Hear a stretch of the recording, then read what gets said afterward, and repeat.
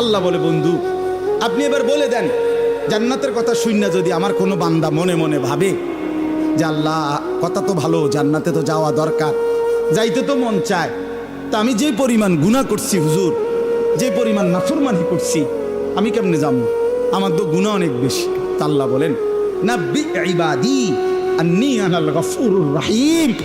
বন্ধু বলে দেন, বান্দা গুনাহ যত বেশি হোক কোনো অসুবিধা নাই, আমি আল্লাহ গফুর রহিম, আমি চূড়ান্ত ক্ষমাশীল, আমি চূড়ান্ত দয়াবান।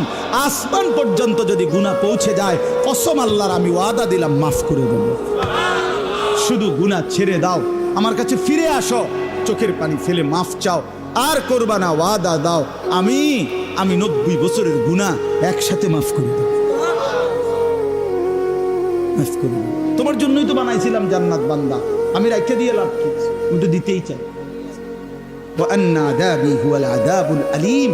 সর্বশেষ আল্লাহ বলছে যে হে বান্দা, এই দেখেন কথাটা শেয়াল, ছেলেরা তোমরা বলো ভাই শোনো, শেষ কথা আল্লাহ তাআলা নবীকে বলছে, বন্ধু এতভাবে বললাম, জান্নাতের সৌন্দর্যের বর্ণনা দিলাম, আমি মাফ করে দিমু কইছি, হয় ফিরে আসলে মাফ, 90 বছর হোক 70 বছর হোক, আসমান পরিমাণ হোক, এরপরও আমি বলছি গুনাহ যদি ছেড়ে দেয়, আবার নতুন করে যদি আমার ইবাদত শুরু করে, আমি পিছনেরটা কি করে দেব?